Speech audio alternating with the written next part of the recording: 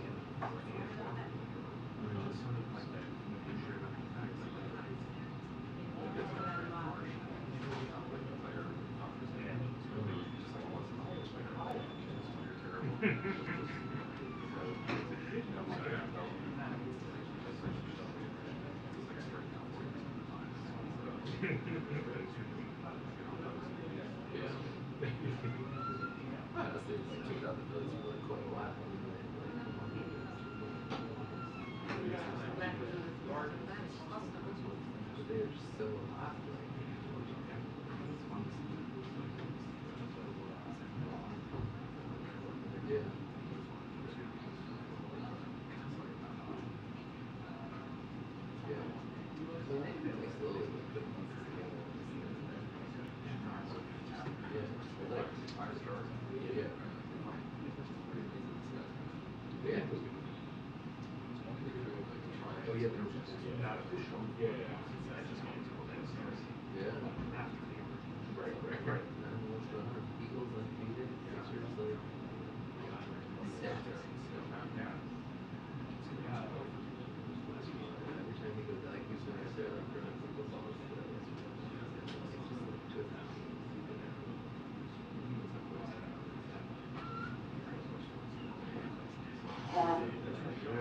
Not yet. Very, very strange. Yeah, towards the middle of here.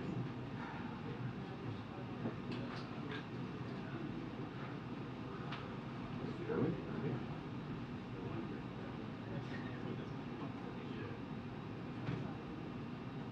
So we dove our constantly.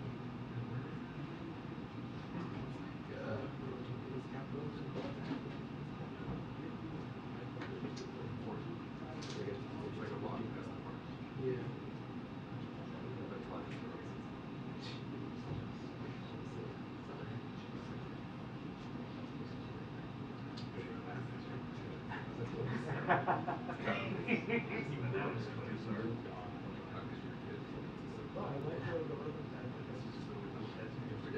It was inside.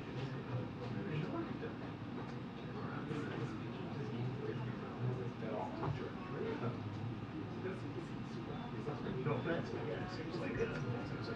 Yeah.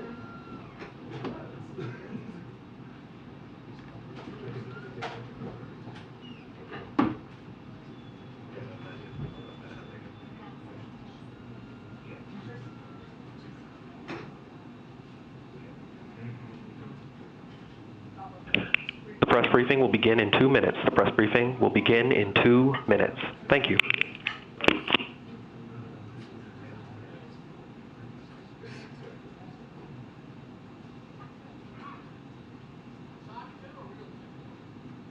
Is it ever a real taste?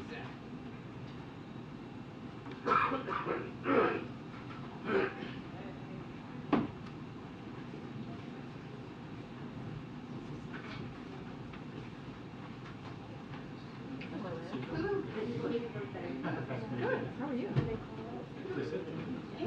Good, how are you?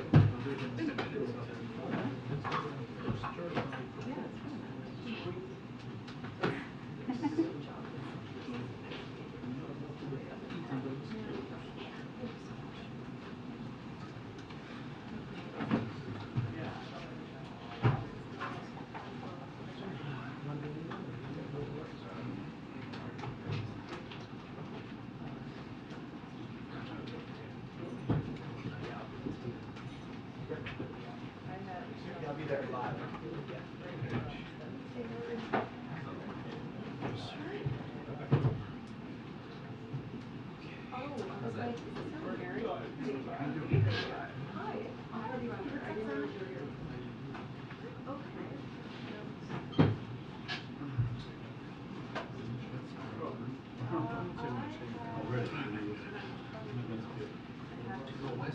I did. Bail. No, so you want to say something? California.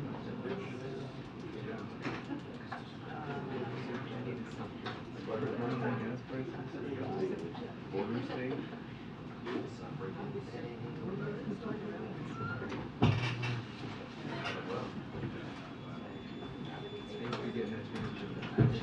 Sweaty man.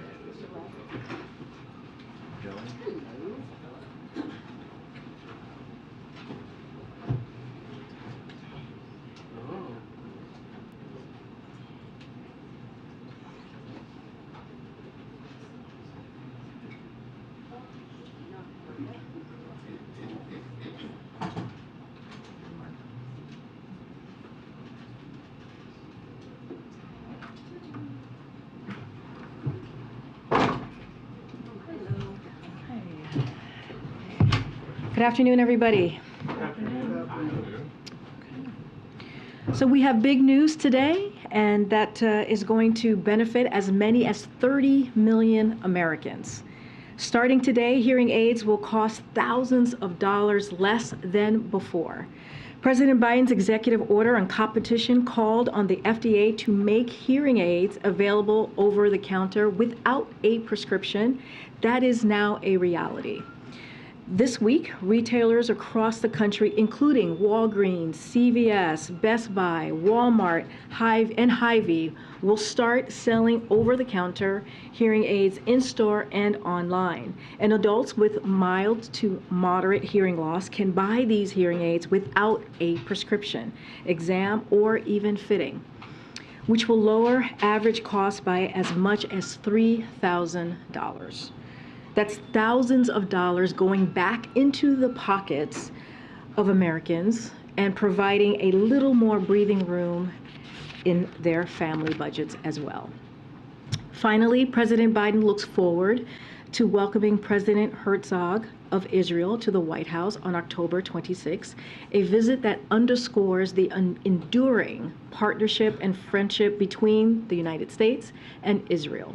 They will consult on key issues, including regional and global challenges of mutual concern, opportunities to deepen Israel's regional integration, and ways to advance equal measures of freedom, prosperity, and security for both Israelis and Palestinians. President Herzog will be in Washington October 25th and 26th for meetings with a range of interagency officials. With that, Darlene, want to kick us off? Yes, thank you. I wanted to start by asking, is the president aware of the comments that Donald Trump made yesterday about American Jews, basically saying that they're ungrateful and they better get their act together, appreciate what they have before it's too late? Given that the White House weighed in pretty forcefully last week to the racist comments by the Los Angeles City Council members, would the White House denounce these anti-Semitic comments by the former president as well? So Donald Trump's comments were anti-Semitic, as you all know, and insulting, both to Jews and to our Israeli allies. But let's be clear, for years now, Donald Trump has aligned with extremist and anti-Semitic figures. And it should be called out, to your point, Darlene, just like we called out our Democratic friends and colleagues last week, and we will condemn and call this out as well. So we need to root out anti-Semitism everywhere. It rears its ugly head. We need to call this out. With respect to Israel, our relationship is ironclad, and it's rooted in shared values and interests. Donald Trump clearly doesn't understand that either. Okay. Just to follow up on that, it was announced earlier today that the rapper formerly known as Kanye West wants to buy the conservative social media platform Parler.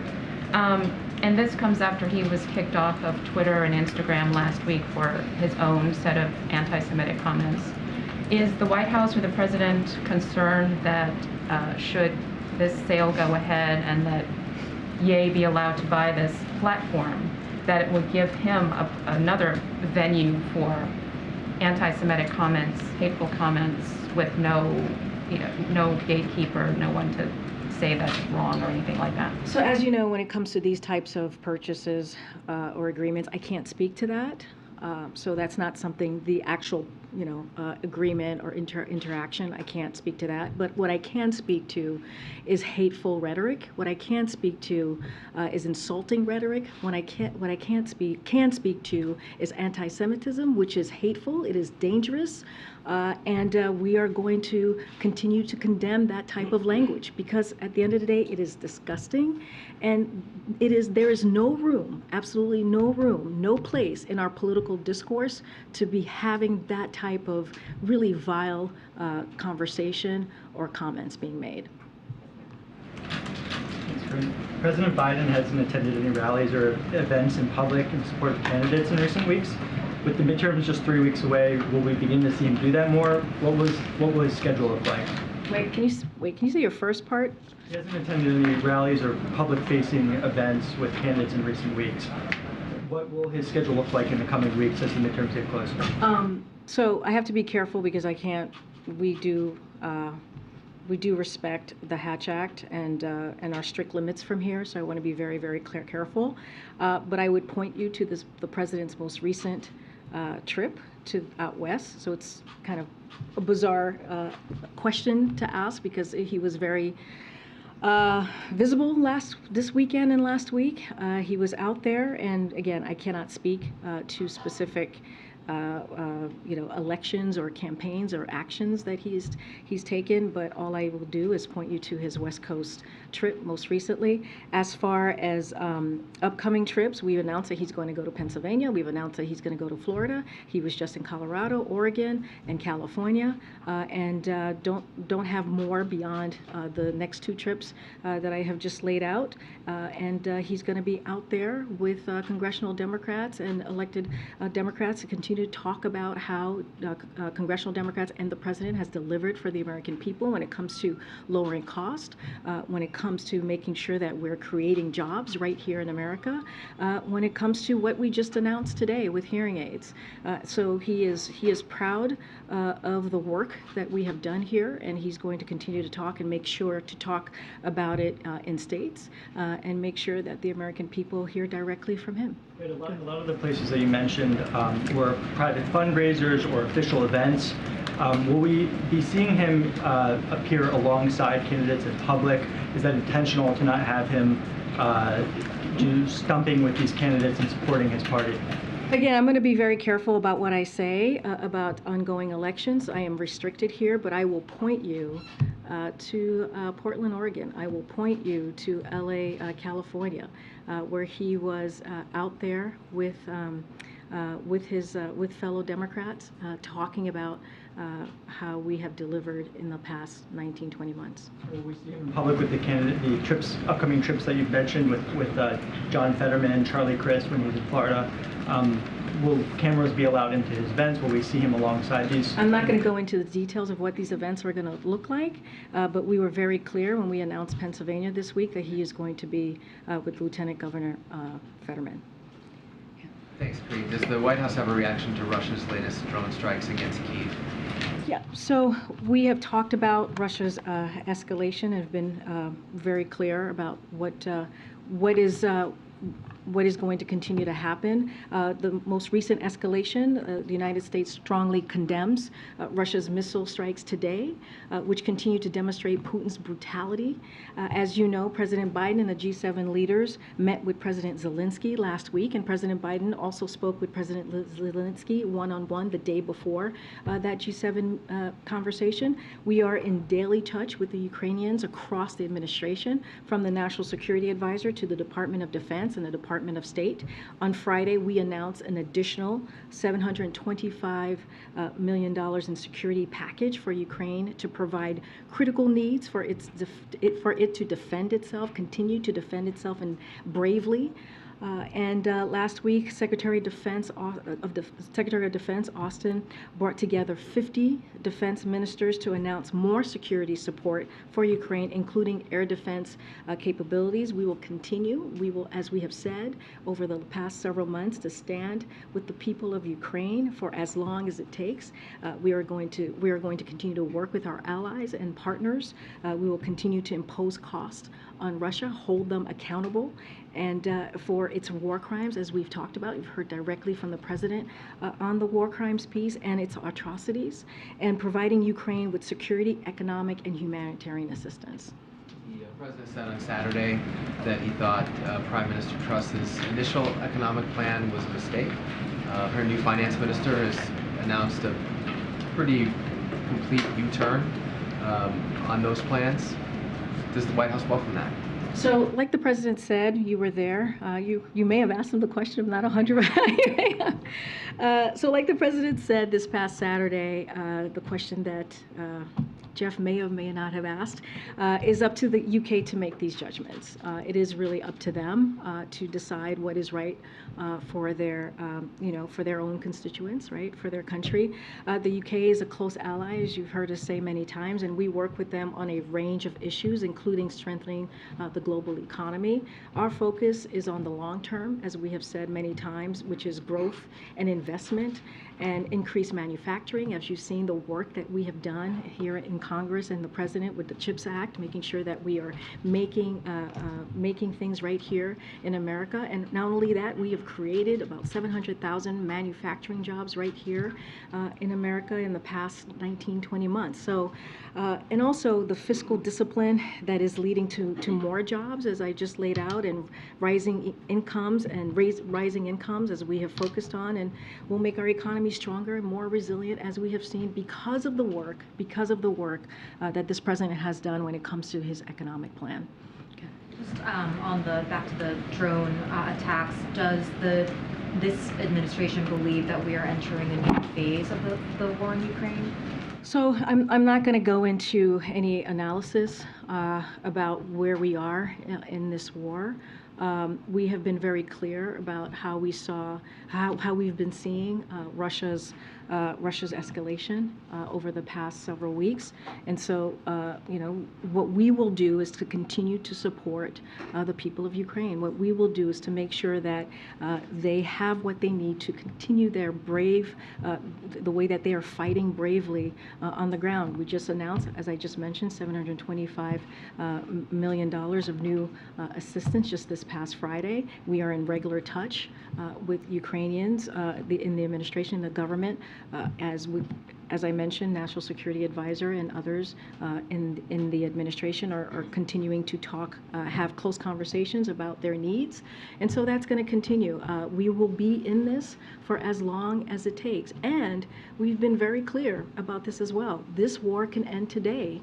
This is a war that can end right now today if Vladimir Putin wants it to. This is his war. He started this war.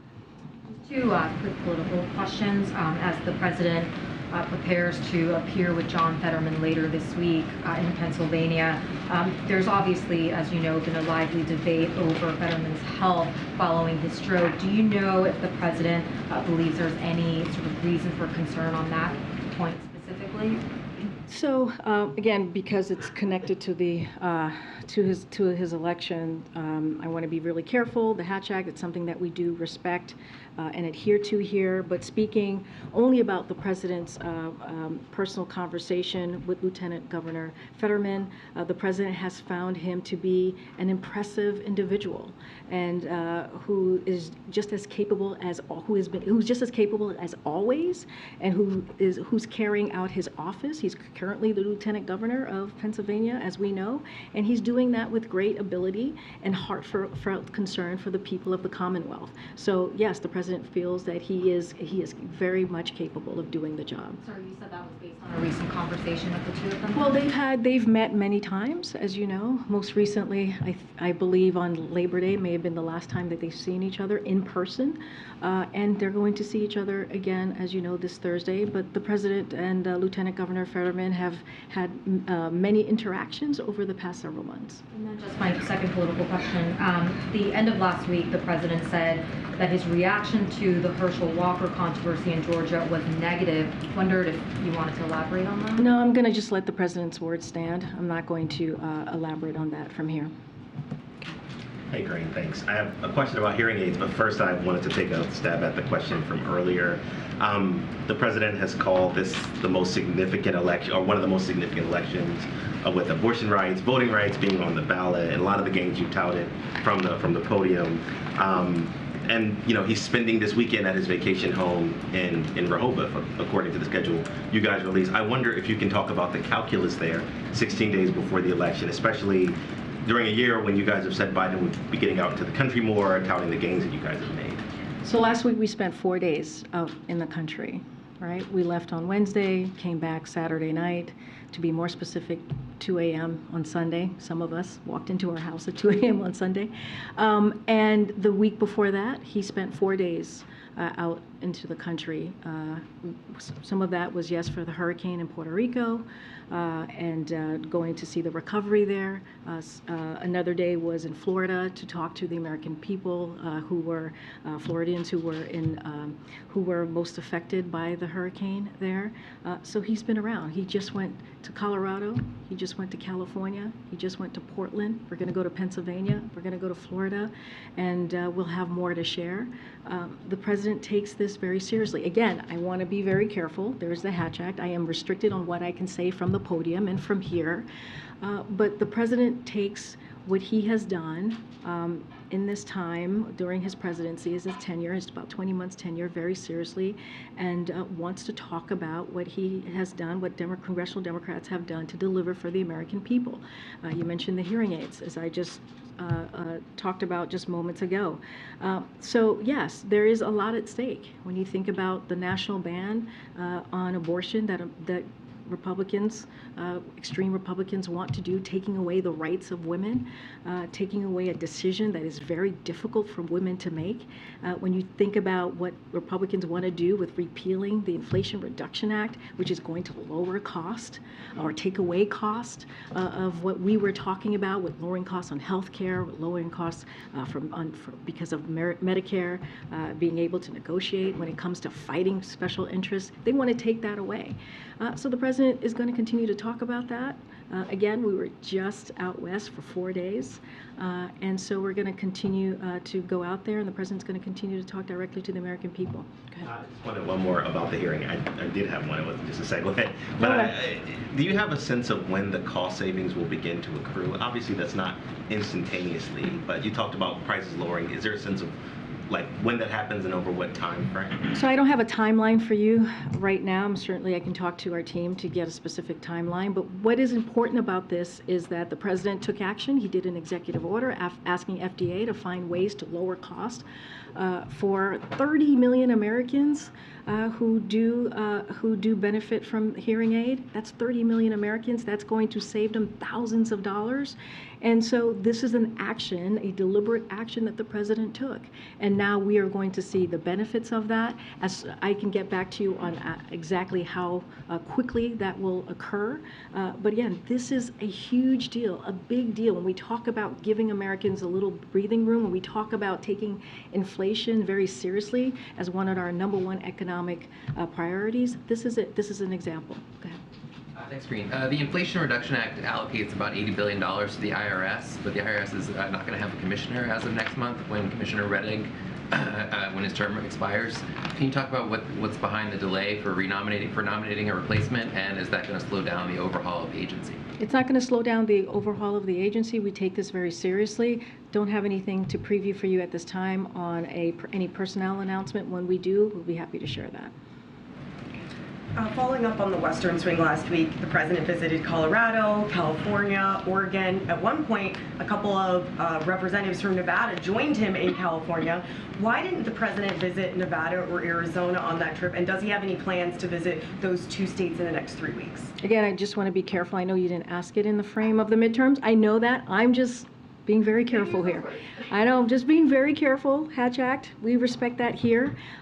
Look, you know, the president is going to get out there, as we have said multiple times, to make sure that he's talking directly to the American people about how we are delivering on our promises, delivering on how we're really taking inflation seriously, delivering on making sure that we're creating those jobs that the American people really need at this time.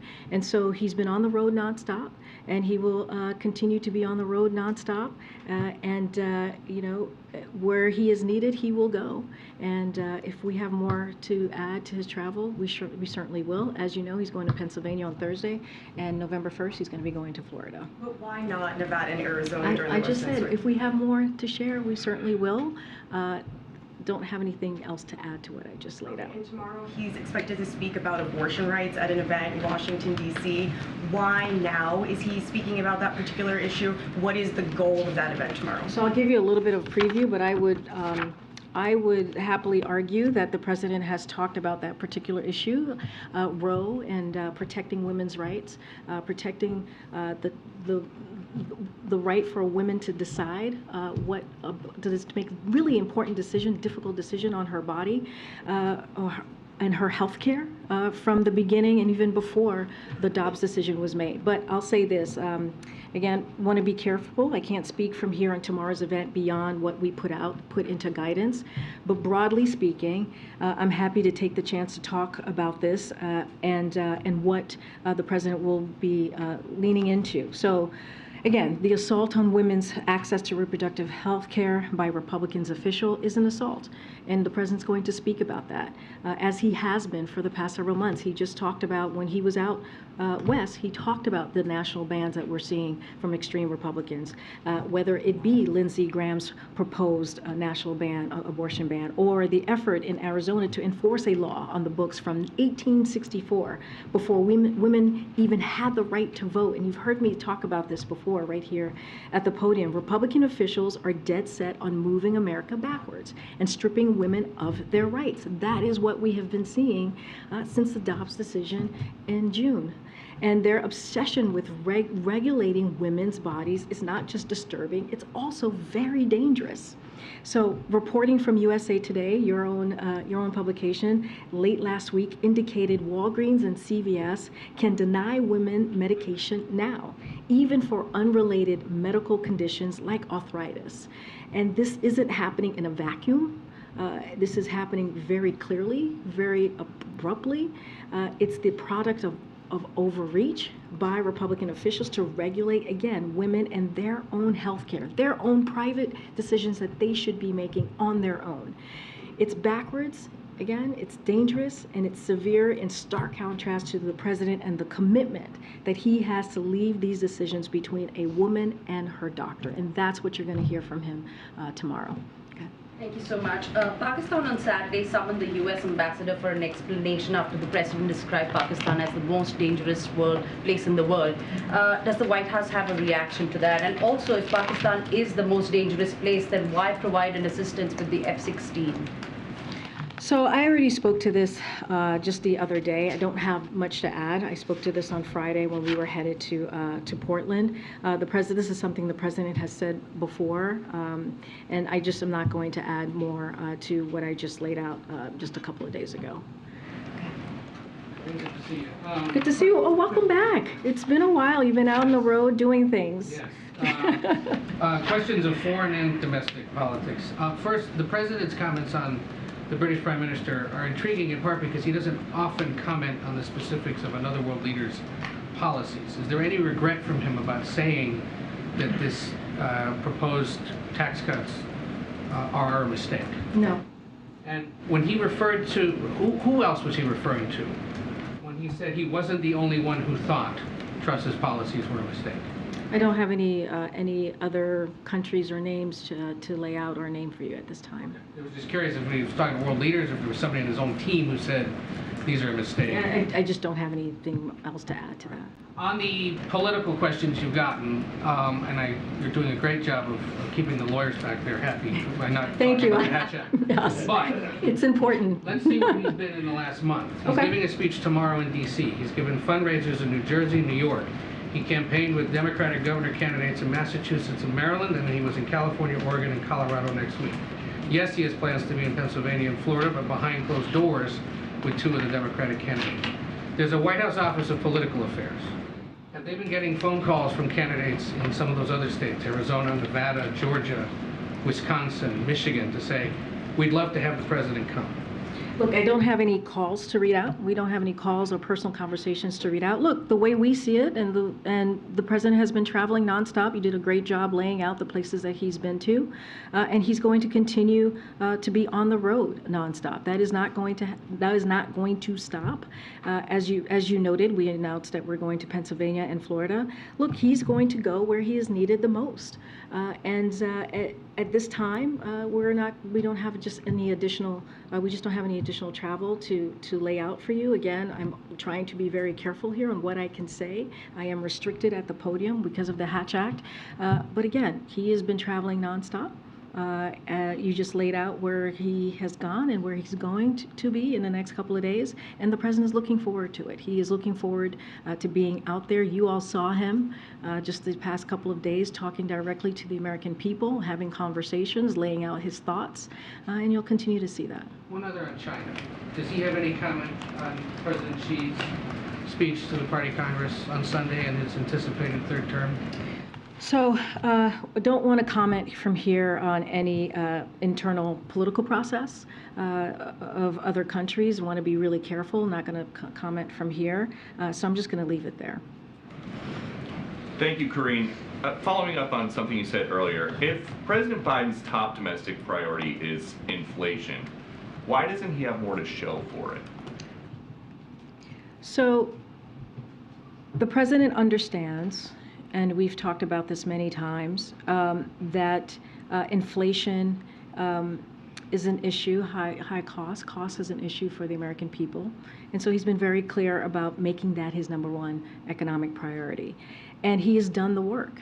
And he's done the work with congressional Democrats. When you think about the Inflation Reduction Act, which is going to lower the cost for our seniors, millions and millions of seniors across the country. When you think about that $2,000 cap on their own Medicare prescription, when you think about the thousands of dollars that our seniors pay a month, now that's going to be $2,000 a year. That is the work that congressional Democrats and congressional Democrats and the president has done. Republicans did not vote for that at all.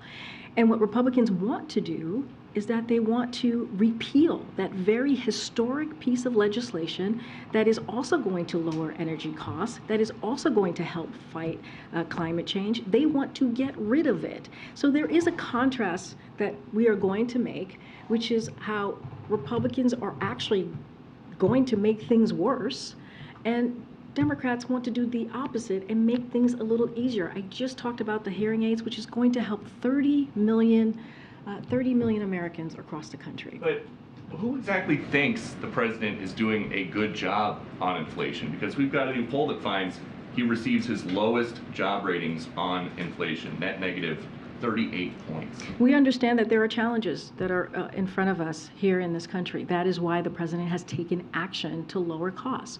Think about gas prices. You think about healthcare premiums. You think about Medicare, again, beating special interests so that we can lower costs, so Medicare can actually be able to lower costs for senior citizens. When you think about all of these steps that he has taken to make sure that that is happening, Republicans in Congress refuse to be partners with us on this. They refuse to help us. You think about the American Rescue Plan that has helped create an economy that is indeed resilient, that created jobs. They refuse to help. Have the president's economic advisors told him that the general consensus now is that the American Rescue Plan has contributed to inflation? Look, Secretary Yellen, who is incredibly well respected, as you know, in the economic space, has spoken to this. So I will leave her words speak to that, to the statement that you just made. Here's the thing. What the president has done, the issues that he has worked on, when you think about Medicare, you think about healthcare, you think about energy costs, you think about Inflation Reduction Act, you think about the CHIPS Act, they are popular. They are popular with the American people. They understand. The American people understand what these pieces of legislation that we have worked so hard to get across the line, that are now law, is going to change the lives of American people. Now, is there work to be done? There's always more work to be done, but we are taking the steps to do that. Again, congressional Republicans, they are doing nothing, absolutely nothing. They want to repeal, they want to take away the advances that we have made. Go ahead, Kelly. When the president either hears or is briefed about Senator Warnock in Georgia not saying that he would support or answering the question about would he support the president in 2024. Does he view that as disloyal to the president personally or to the administration, or does he view it as strategic in a race?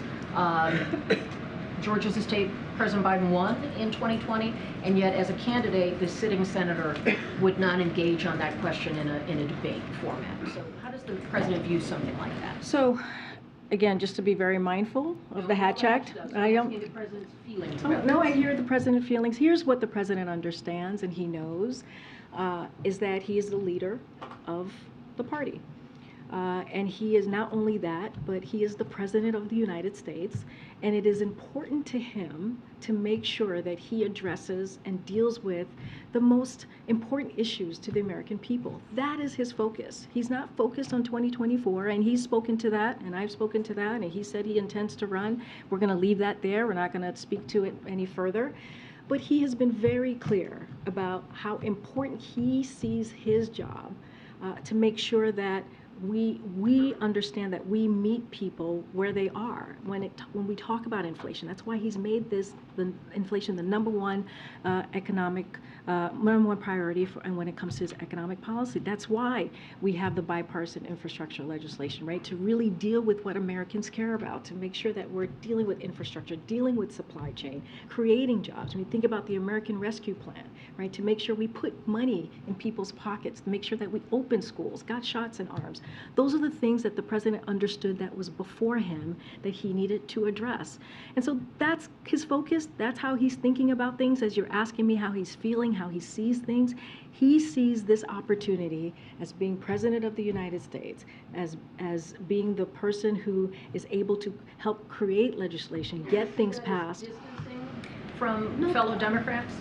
Look, he sees the importance of the job that he has in front of him, right? And which is delivering for the American people. You've heard him say that over and over again the last couple of days, and you will continue to hear him say that over the next several weeks. Quickly on student loans. The beta period for applications has begun. Do you have a sense of how long that testing process will be, or what people who are interested in applying should know about this early stage?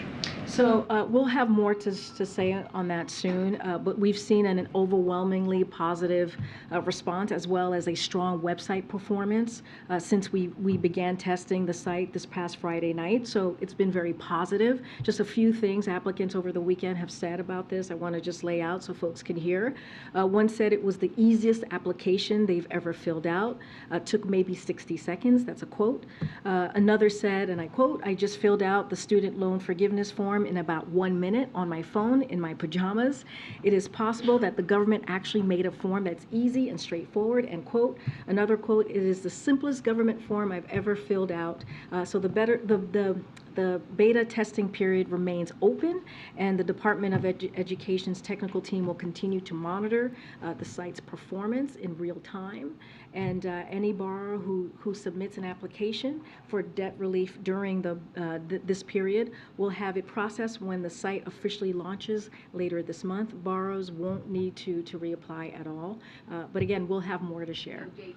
I don't have anything at this time, but we'll have more to share. Go ahead. Thanks, Gary. Just to follow up on that, do you have an estimate of how many people applied over the last couple of days? We'll have more to share on that. We don't have a number at this time. And the president said last week the gas prices are still too high, and he said he'd have more to say on the issue this week. Yes.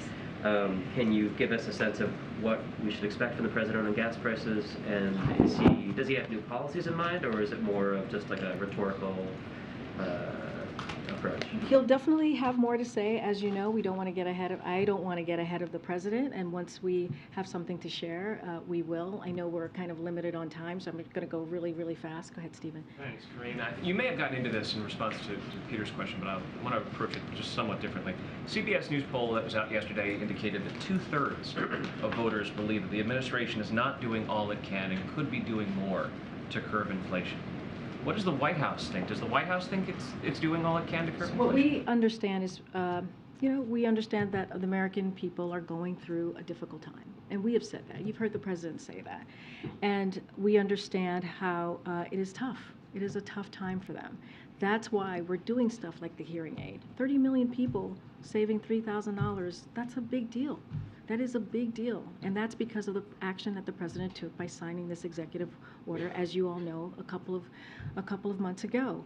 That's why he's worked so hard to get those gas prices down by more than $1 a gallon from the highest points that we have seen just a couple of months ago. And he'll continue to work on that. I was just asked by your colleague about what we're going to announce. You'll hear directly from the president. That's why the Inflation Reduction Act is so critical and key, because it's going to lower energy costs and it's going to lower healthcare costs. We get it. We get it. I know you're asking me about a specific poll, a specific number from your own publication, and we get it. We understand. But we're going to continue to do the work. It's not going to stop us. And you have seen the results. You have seen the results from this administration. I'm going to just keep moving because we don't have a lot of time. Okay? The president has talked about there being consequences for Saudi Arabia after the Opec production cut. I'm wondering if you can give us any update on that, whether that would be something that would come soon, and what it might include. Senator Coons has said that he thinks the most likely action, or one of the most likely actions, is a halting of future arms sales, for instance? Would the administration support that? What's the next shoe to drop? So I'm not going to get ahead of the president. As we have said, you've heard from our national security advisor, Jake Sullivan. Just yesterday, he was on one of the Sunday shows. The options include changes to our approach to security assistance, to your question, to Saudi Arabia. The president has said since taking office that the United States needs a different approach, a different sort of relationship with Saudi Arabia. So that is in line of what he has been saying for some time. And remember, when we came into office, we put a freeze on all offensive arms sales to Saudi Arabia just last year. So there's nothing imminently moving right now in Congress regarding this. So there is time for the president to have those consultations, those conversations, to make those decisions. He wants to be methodical and strategic about these conversations. So when we have something to share, we will. Don't want to get ahead of him. He wants to move either after Congress or jointly with Congress as opposed to unilaterally. He definitely wants to have a conversation with Congress. This is something that Jake Sullivan said himself. When it comes to this relationship with Saudi Arabia, it was done in a bipartisan way. If you look at the last several decades, and we want to be able to do that as well as we move forward with realigning, readjusting our relationship with Saudi Arabia. Very quickly, Elon Musk has been weighing in a lot on the Russia-Ukraine issue recently. Over the weekend, saying that Russia views Crimea like the U.S. views Hawaii, and if Russia faces destruction, nuclear war will be imminent. Fiona Hill told Politico today that it's very clear that Musk is transmitting a message for Putin. I'm wondering whether the administration has any comment on what Musk has been saying about the Russia-Ukraine war, and in particular whether it's relayed anything to its partners and allies about whether Musk is reflecting an American view or not. So I'll say this, and the president has been very clear, we have been very clear about this, and he believes decisions about negotiations or decisions about Ukraine are decisions for Ukraine to make. And nothing about Ukraine without Ukraine. And I will leave it there. We've been very, very clear on that. Our allies and partners have been very, very clear on that. And I won't say more from here. Well, I won't say more from here. I've been very clear about what we believe, and this is for Ukraine to decide. Thank you, Karine. My colleague is reporting today that 5 current administration officials who work with the CBP commissioner have described him as unengaged in his job and seen him fall asleep during multiple meetings. Does the White House have a comment to that? You're talking about Commissioner Magnus? So, look, under Secretary Mayorkas's leadership, we're securing the border, taking thousands of smugglers off the streets, installing new technologies to catch more drugs and traffickers, and making historic investments in the Department of Homeland Security. That's what we have seen. That's what we have done in the past 20 months. We'll continue to focus our efforts on rebuilding the immigration system that the prior administration just gutted, decimated, and Commissioner Magnus plays a key role on all of this. That's how we view his role. Karine, can I follow up? I'm going to just go right. Yeah, thanks very quickly. So you talked about reviewing the Saudi Arabian relationship because their oil production cut sides them with Russia. Is the same review going to happen of China, who has been buying 50% more oil from Russia, as well as propping up the Russian economy? I don't have anything to lay out with you on that specific question. More than on inflation, can you give us a timeline? You've laid out eloquently what the president's been doing. Is there a timeline for when Americans can start feeling some economic pain relief? So in regards to the Inflation Reduction Act, early next year, they will see some of the pieces of that. When you think about an energy cost, when you think about the Medicare kind of benefits from that, so we'll see some movement on that early next year. But when we talk about inflation, gas prices, that's been something that's the American people have seen for the past several months, several weeks, and as costs has been coming down. And the hearing aids that I just laid out, that's something that once I have a clearer timeline, that Americans are going to see, that I'll share with you on all of that. But look, we're going to continue.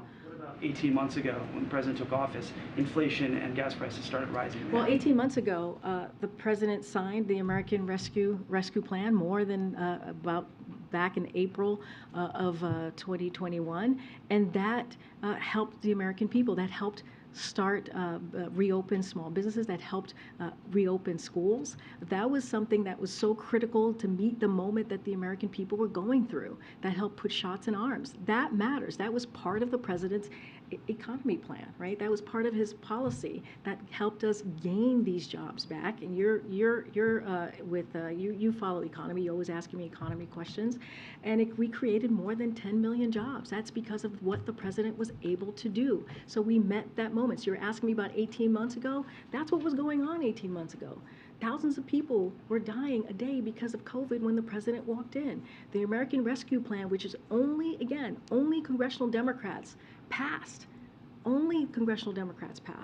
did it on their own and was able to make sure that we got the country back on its feet. All right. Madam.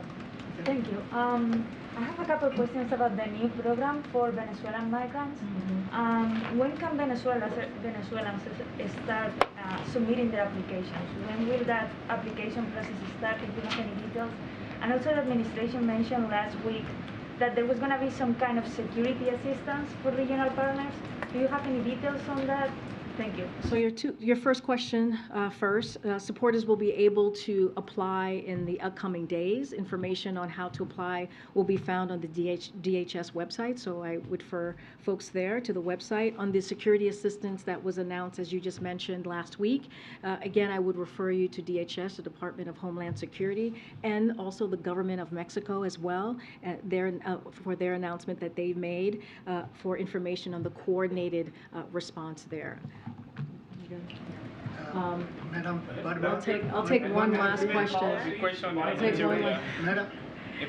Ethiopia. Thank you so much. I just have some quick questions on Iran. First of all, is the administration mulling sanctions over the use of Iranian-made drones in Ukraine, and do you believe it's a violation of UN Resolution 2231? So just very quickly, I can't speak to these specific reports, but as you know, we have been warning since July. The National Security Advisor, Jake Sullivan, was here at this very podium when he warned about this back in July, that Iran was planning to sell UAVs to Russia for use against Ukraine.